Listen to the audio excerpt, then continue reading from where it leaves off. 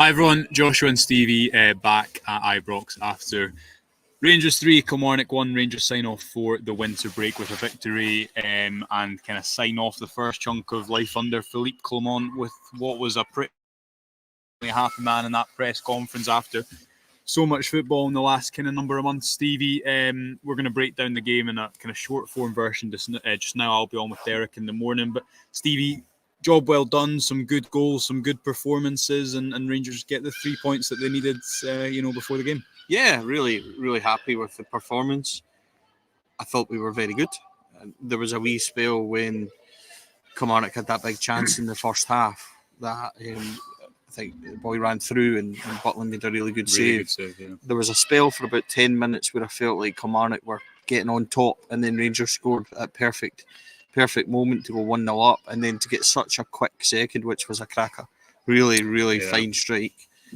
To get them so quickly, I think won the game in that couple of minutes. And then obviously the second half, you're looking to maintain it. Kilmarnock get a penalty back.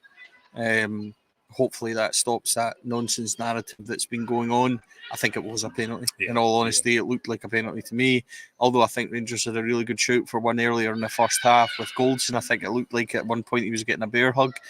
So obviously we've only seen it once in the gantry. So, but to go then respond and get the third was really good. And I thought overall there was some good individual performance. I thought collectively they're looking better. It's just more enjoyable to watch at this moment in time than it was previously. So, I'm really pleased with today. I thought we would win today. I was always quite confident that we would get the result. I said it on the show beforehand, but I'm delighted to get the 3 points. And overall, I think we're a really good value for it.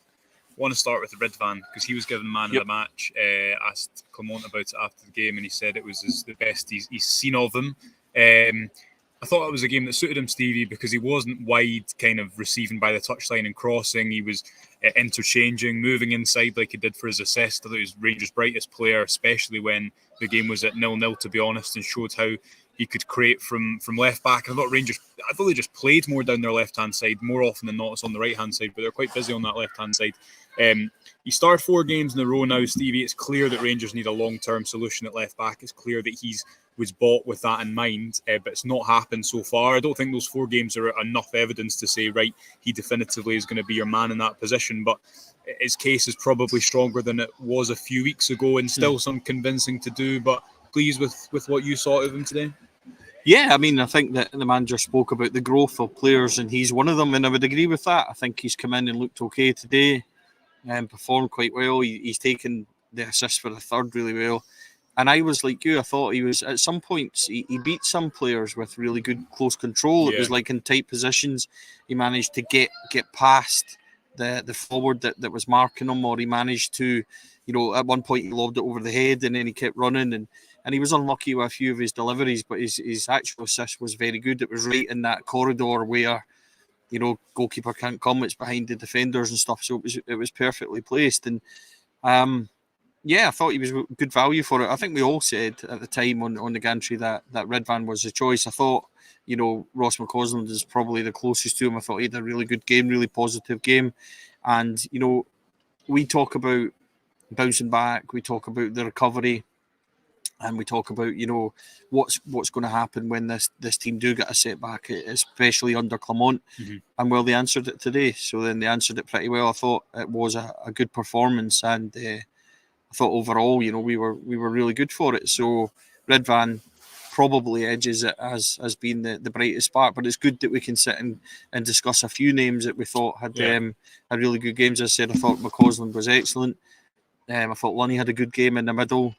Connor was good at the back. There was good performances, but the boys probably quite rightly kind of stood out for that decision. Absolutely.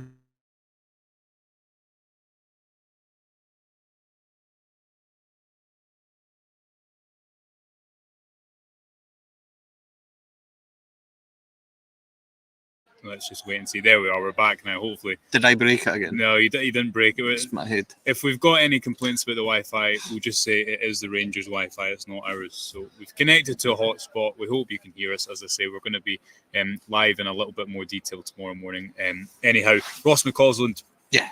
Maybe his best game for Rangers, I thought. Now, there's the Aris game when he came on, he was very good. But it's easy to forget, Stevie. He's only 3 months into his Rangers career.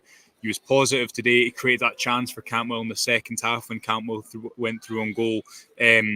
He faced some criticism after the Old Firm. Mhm. Patience runs thin when you're a young player, even if you are a kind of young player who's come through the academy and is a fan of the club. The demands are always going to be high after that initial period.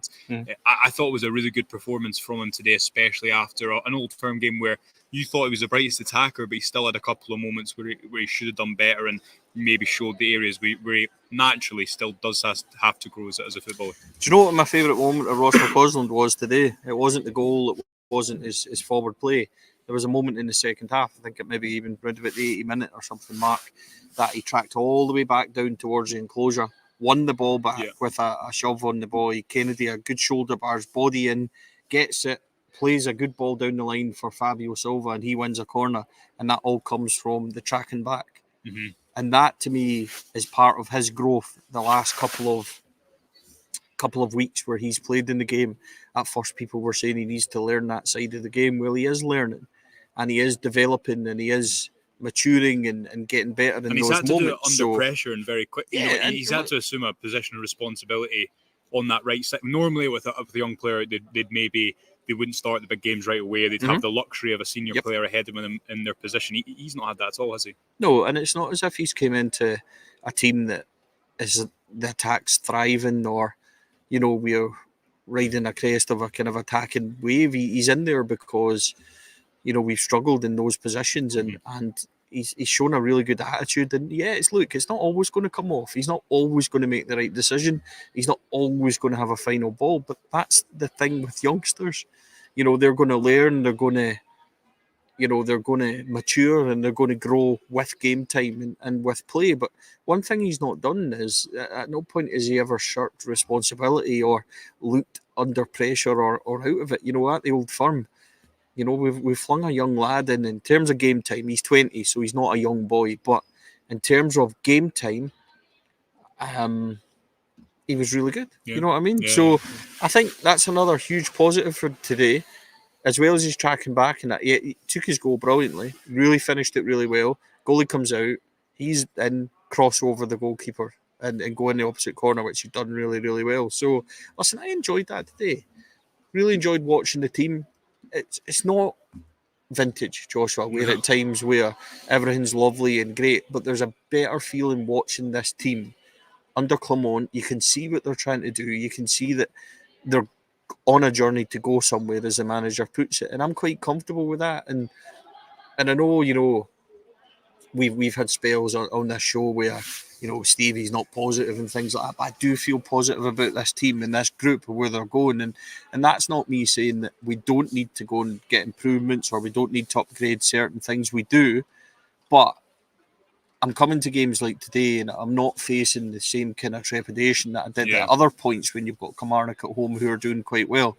I'm quite comfortable that we're going to go and play and impose our game onto the game like we did, because I thought we started really well. Yeah. We created chances. Dessers hits a post at 6 minutes. Then he has a header which kind of loops over.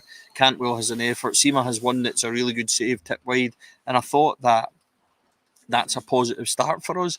Then Kilmarnock break away, but we respond. Yeah. And score the goals and take the lead. So, because if you don't have that's Butland a huge there, save. if you don't have Butland there, if that game goes 1-0, as we saw, now this is going a wee bit back in Clermont's tenure, but as we saw in that Hearts game, it becomes a really difficult game when not only a team is defending, but they're defending with a goal bonus. I don't know, the expected goals in the shot was pretty high. It'll be interesting to see what it is tomorrow, but I thought that was one of Butland's best saves at the club so far. Yeah, and do you know what the most impressive thing was? I'll try and explain this, folks. So we're at the other side looking onto that as Vassell moves towards Copeland's side. It's how big Butland remained and how big he was. And, out very quickly too. And he's out, he narrows the angle. So he says, if you're going to beat me, you're either going to chip me or you're going to get tightly past this angle. And, the boy, and when you've got somebody like Butland coming out to you as well, a big imposing figure. I mean, he's 6 foot odd, isn't he? Like, everyone's big to me, but you know what I mean? If you've got somebody coming out like that, it's difficult. You rush it, you take the shot on, which he did. So, no, it was really big moment from Jack. But you know what? And this will sound really bad, you'll come to expect it. because he is that good. I think he's an excellent goalkeeper, and he's been one of the real bright, spots from the summer. So it was a huge moment, and I think, again, it's kind of strange because you expect Kilmarnock to be the one that hit on the counter, but we more or less countered them for the first goal because it comes from a corner. Lundstrom clears it. Ridvan does really well, gets the ball to Dessers, and if you haven't seen it, folks, it's almost like the PSV pass for Matondo, but in reverse. Yeah.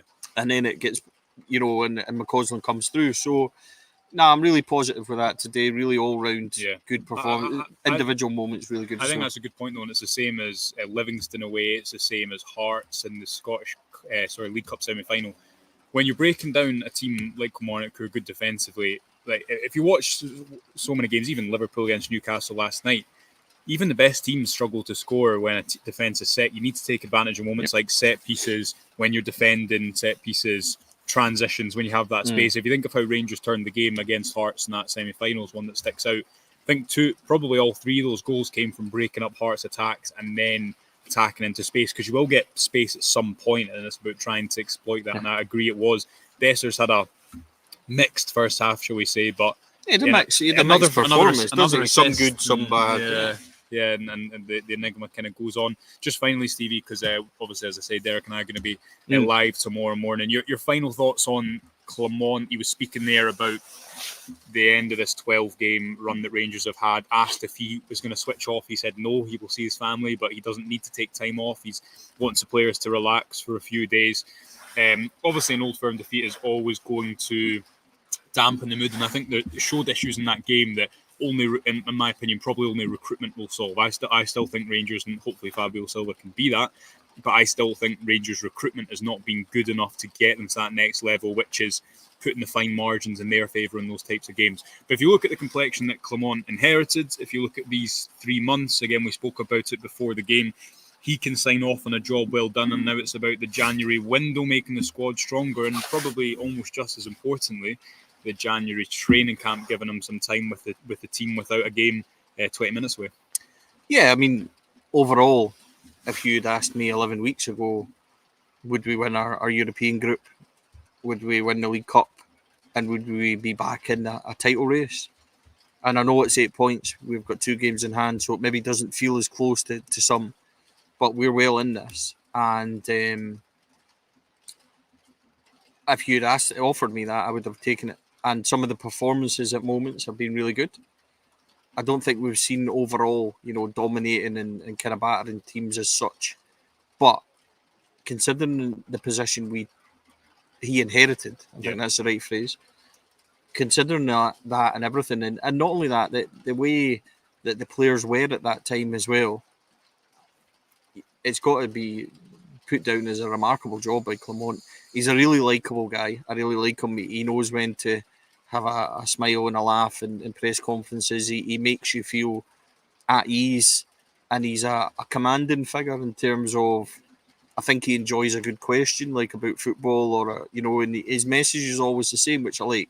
It's not muddled. It's never about, you try and ask him, what do you think of Ridvan today? Really good, but, it's not about one player. How would you assess your own performance? It's not about me, it's about the team. It's always the same message, which I really like. So all in all, I think he's done a wonderful job. I think he's a really nice guy. I think he's going to do a good job. And I think positively, and we've been here before, so yeah, we have to caveat it, and we have to say, we need to be grounded. That's the kind of phrase I'm looking for. But I think that he's the right man for the job, and I think he's going to take us to where we want to be.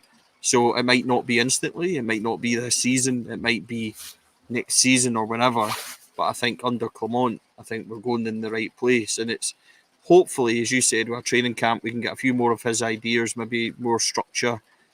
Players can continue to keep playing well and things like that. So really positive, really enjoyable day today at the football. Really good performance, and yeah, all round, we'll take that. Yeah, absolutely right. Well, we will be back tomorrow morning. Remember, if you've not subscribed to the Rangers Review, do so. Loads of content on there for you as ever, not least Stevie's column later in the week. As I say, myself and Derek back tomorrow morning at 9:30 to break down the game in more detail. Until then, thanks very much for joining us. Enjoy the rest of your night, and we'll